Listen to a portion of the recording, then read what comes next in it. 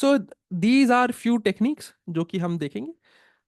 4 and 5 को हल्का सा देख लेंगे, अभी कॉन्सेप्ट वाइज हम डीप लर्निंग में ही देख पाएंगे, क्योंकि डीप लर्निंग के नॉलेज के बगैर इनको समझना मुश्किल है। लेकिन विदाउट टेक्निकल डिटेल्स हम इनको थोड़ा सा समझने की कोशिश करेंगे, यहाँ पे भी, मशीन लर्निंग में भी। ठीक है। बाकी की सारी चीजें जो भी टेक्निकल डिटेल्स हैं हम पक्का डीप लर्निंग में पक्का देखेंगे, पिंकी प्रॉमिस है हमारा। ठीक है, बाकी सारी चीजें हम देख लेंगे यहाँ पे। स्टार्ट करते हैं 1 और 10 कोडिंग से। 1 और 10 कोडिंग क्या बोलते हैं? In this technique we represent each word as vector. ठीक है, उससे पहले कुछ हमारे टर्मिनोलॉजीज देख लेते हैं। सो लेट से मेरे पास डेटा में, मेरे डेटा में कुछ ये 4 टेक्स्ट थे। सो लेट से मेरे डेटा, अभी मेरा एंटायर डेटा सेट में बस यही 4 टेक्स्ट है। ठीक है। सो ये चारों के चारों टेक्स्ट एक साथ मिलके बनाते हैं मेरे कॉर्पस। ठीक है। और ये हर एक एक सिंगल टेक्स्ट को मैं बोलता हूँ डॉक्यूमेंट। ठीक है, टर्मिनोलॉजी है डॉक्यूमेंट। ठीक है। सो ये 4 डॉक्यूमेंट्स हो गए, और सारे डॉक्यूमेंट्स मिलके बनते हैं कॉर्पस। ठीक है।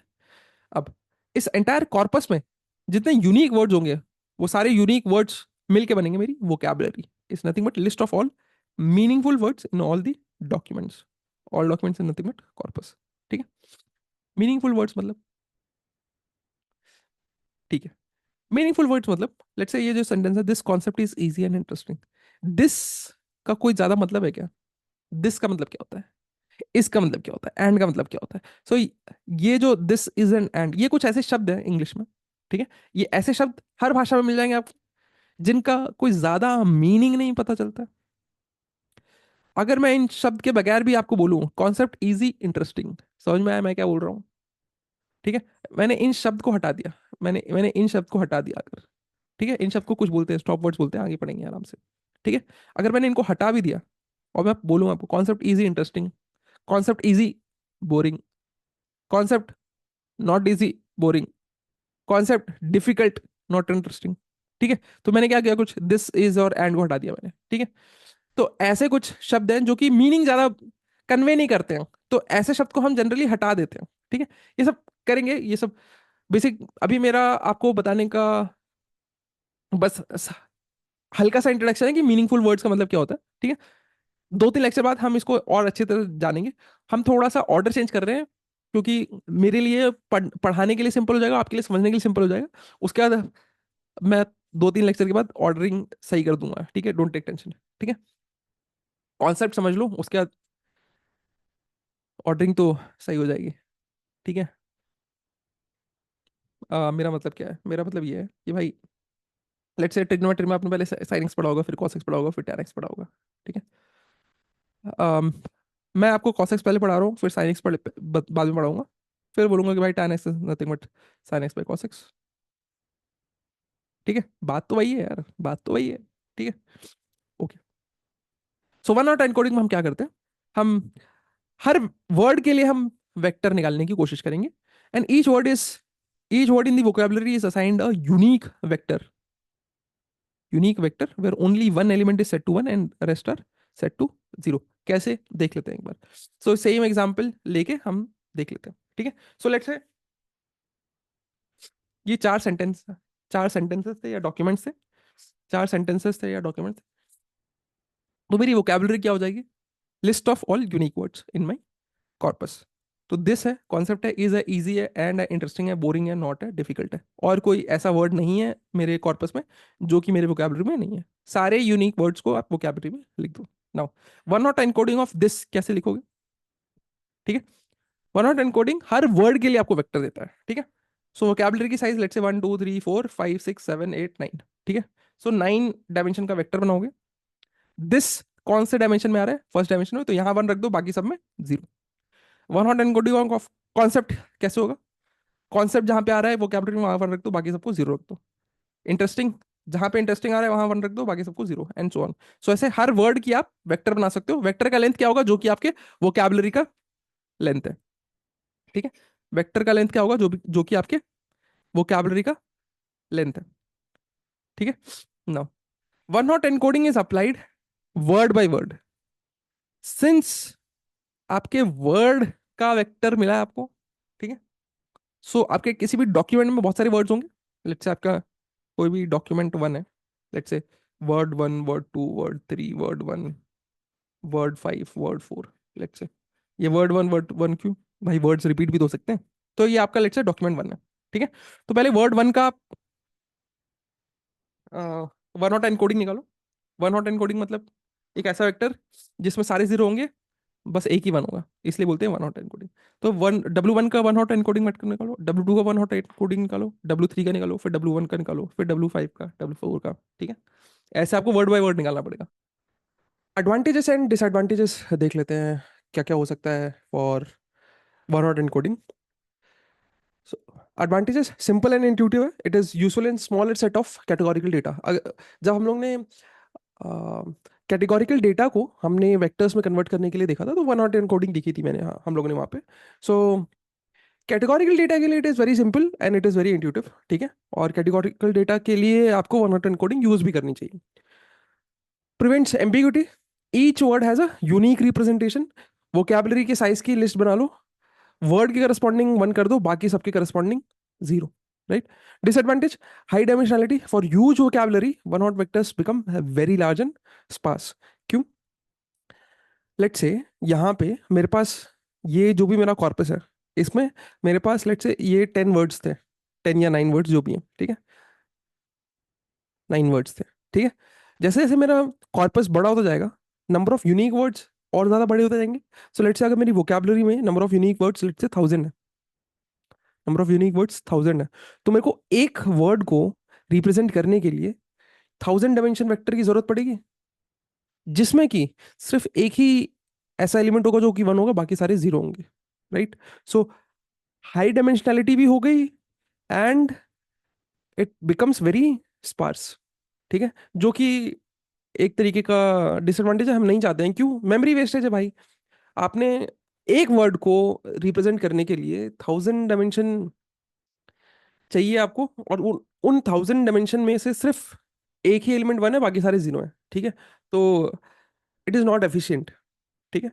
नो रिलेशनशिप बिटवीन वर्ड्स, ठीक है। No relationship between words, easy and boring are treated as different with no semantic meaning. मतलब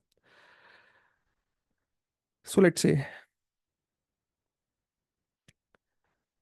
इजी को मैं रिप्रेजेंट करूंगा, इजी को मैं कैसे रिप्रेजेंट करूंगा भाई? इजी की जगह वन कर दो और बाकी सबको जीरो कर दो, करेक्ट।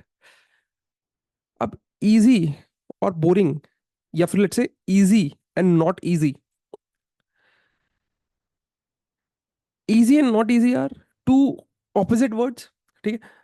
या अगर मैं इजी देखूं, this concept is easy, this concept is not easy, अगर बस मैं इतना ही सेंटेंस देखता, ये दोनों सेंटेंस ऑपोजिट ऑपोजिट है, ऑल्दो दिस कॉन्सेप्ट इज, ये तीनों वर्ड एज इट इज है, पर इंग्लिश मतलब तो दोनों का ऑपोजिट है।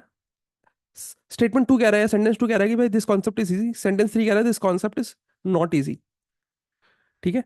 Whereas this concept is not easy and this concept is difficult.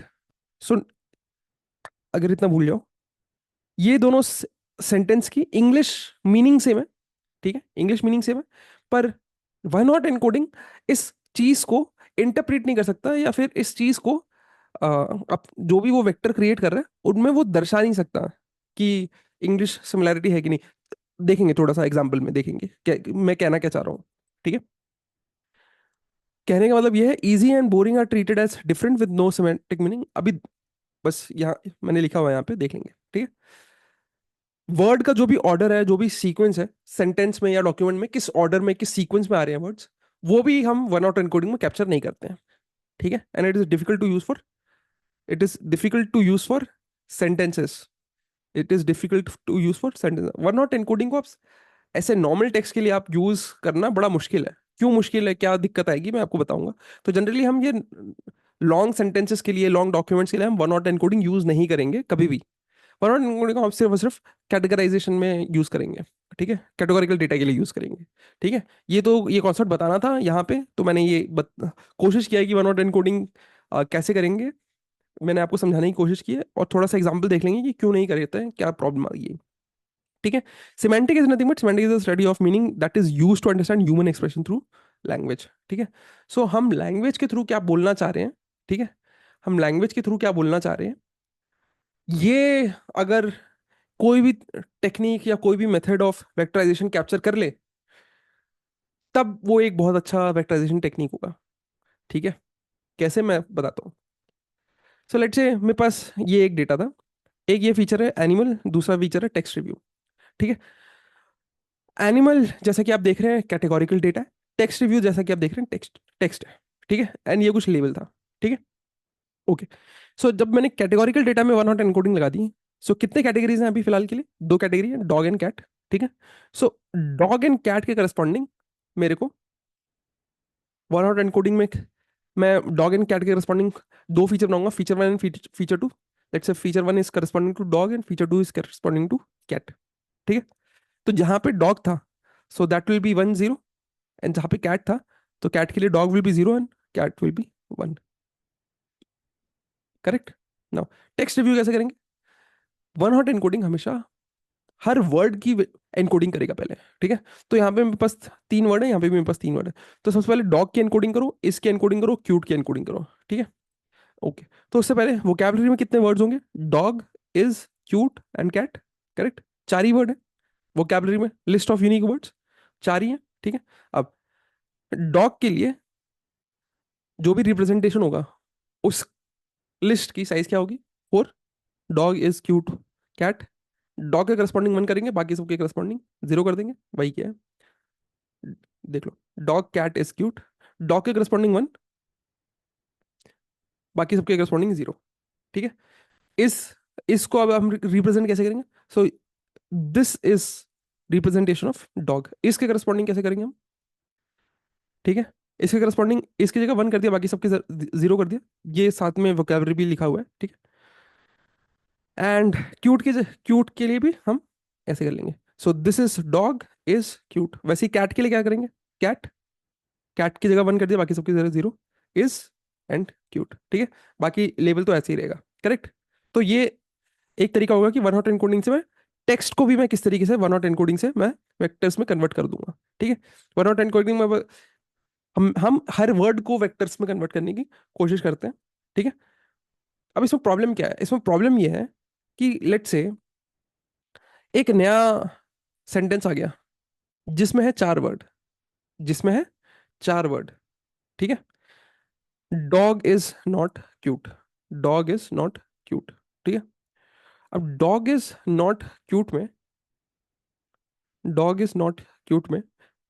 अब लेट से मेरी वोकैबुलरी हल्की सी चेंज होगी। मेरी वोकैबुलरी अब है, मेरी वोकैबुलरी में एक नॉट भी आ गया। ठीक है, dog cat is cute and not भी आ गया। सो लेट से मैंने अपनी वोकैबुलरी को अपडेट कर दी।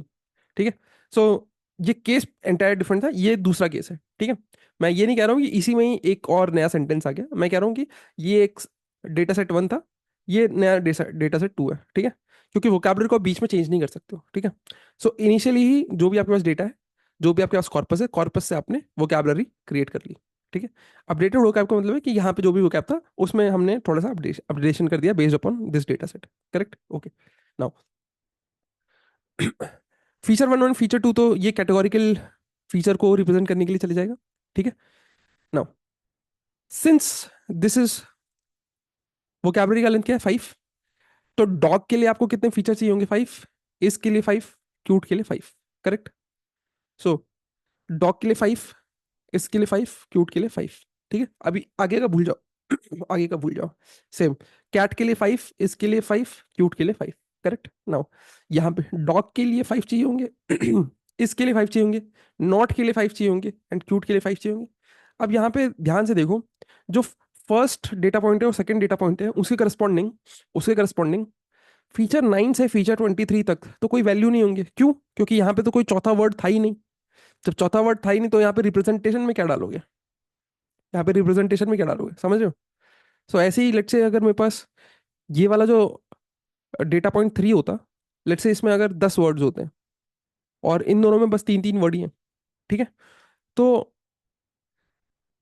इन तीनों वर्ड के करस्पॉन्डिंग तो मेरे पास कुछ ना कुछ एनकोडिंग आ गई। ठीक है, लेकिन अगर इस डेटा पॉइंट में 10 वर्ड्स होते तो उसके करस्पॉन्डिंग हर वर्ड के करस्पॉन्डिंग मेरे को एनकोडिंग लिखनी पड़ती, तो ऐसे 10 एनकोडिंग आते। करेक्ट।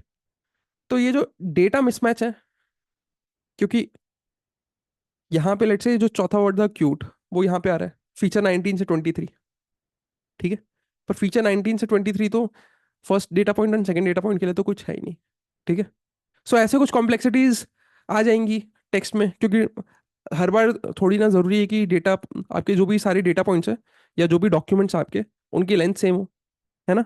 इसलिए एक तरीका तो ये है कि भाई ये जितने भी एम्प्टी हैं तो इनकी जगह सारी जीरो कर दो, सारे जीरो कर दो, but which is not a good way, क्योंकि आप अगर वन हॉट एनकोडिंग यूज कर रहे हो तो through out the one hot encoding वो चीज़ तो सिमिलर होनी चाहिए, वो चीज़ कॉमन होनी चाहिए कि भाई एक एलिमेंट में वन रखो और बाकी सब में जीरो रखो। ठीक है। सो एक ये तो बहुत ही ऐसे एक जुगाड़ू फिक्स है कि भाई सब में जीरो कर दो। ठीक है। So this is not a good way. One hot encoding को हम टेक्सचुअल के लिए कभी यूज नहीं करेंगे, हमेशा हम कैटेगोरिकल के लिए यूज करेंगे, कैटेगोरिकल के लिए यूज करेंगे, क्योंकि अगर मेरे को नंबर ऑफ कैटेगरीज पहले से ही पता है, लेट्स से मेरा डेटा सेट है कुछ, उसमें 1000 डेटा पॉइंट्स है, तो जिस भी कैटेगोरिकल फीचर के लिए मेरे को अगर नंबर ऑफ कैटेगरीज पता है, अगर मेरे को नंबर ऑफ कैटेगरीज पता है, लेट्स से 5 कैटेगरी है, अगर ये 5 कैटेगरी है, तो वन नॉट एनकोडिंग में आपको पता है बस आपको पांच, बस 5 फीचर चाहिए होंगे। ठीक है। Class 1, class 2, class 3, class 4, class 5। ठीक है। इनके करस्पॉन्डिंग आपको 5 फीचर चाहिए। अब जो भी क्लास यहाँ पे आ रही है एनिमल में, उस क्लास के करस्पॉन्डिंग 1 रख दो, बाकी सबको 0 रख दो, एंड ये आपका एनिमल के करस्पॉन्डिंग फीचर हो गया। ठीक है। सो कैटेगोरिकल डेटा के लिए आप हमेशा वन नॉट एनकोडिंग यूज करोगे, पर टेक्सचुअल के लिए आप कभी भी यूज नहीं करोगे। ठीक है।